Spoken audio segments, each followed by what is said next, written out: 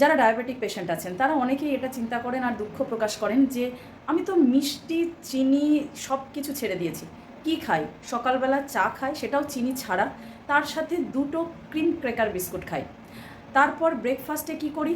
একদম হাত রুটি গরম গরম, যে হাত রুটিতে কোনো সুগার নেই সেটা খাই, তাও সবজি দিয়ে, তার মধ্যে আবার আলু ছাড়া, শুধু সবজি, কিন্তু তবুও আমার সুগার বেড়ে চলেছে। তাদেরকে আজকে একটা ইনফরমেশান দিই যে ক্রিম ক্র্যাকার বিস্কুট খাচ্ছেন সেখানে সুগারটাই, মানে যে বিস্কুট আমরা অন্য বিস্কুট খাই যেটাতে সুগার মেন মেটেরিয়াল, আর ক্রিম ক্র্যাকারে মেন মেটেরিয়াল কোনটা? রিফাইন্ড আটা, মানে ময়দা।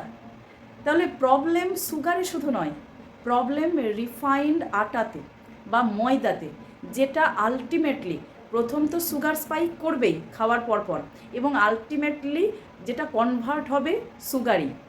আর সেটা কি করবে?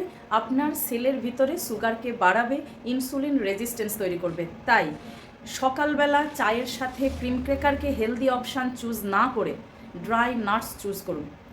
আর ব্রেকফাস্টে যে কোনো ধরনের রুটি, মানে সেটা পাউরুটি, ওটাতে তো সুগার আছেই, আর যেটা হাত রুটি সেটাতেও আলটিমেটলি আপনার শরীরে সুগার বাড়াচ্ছে। তাহলে কি অপশান চুজ করবেন?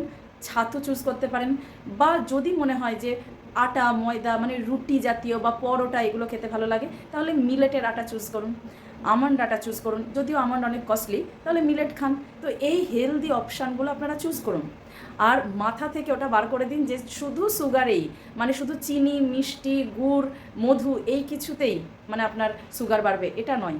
রিফাইন্ড আটা, ময়দা, বা যদি আপনার অ্যালার্জি থাকে গ্লুটেনে, তাহলে যে আটা যদি হোল আটা হয় সেটাতেও আপনার সুগারকে বাড়িয়ে দিতে পারে। ভালো থাকুন, সুস্থ থাকুন, আর শেয়ার করুন এই ভিডিওটা। তার কারণ হচ্ছে অনেকেই এই ধারণার বশবর্তী হয়েই থাকেন যে দুটো তো ক্রিম ক্র্যাকার, তাও বেড়ে যাচ্ছে সুগার। Thank you.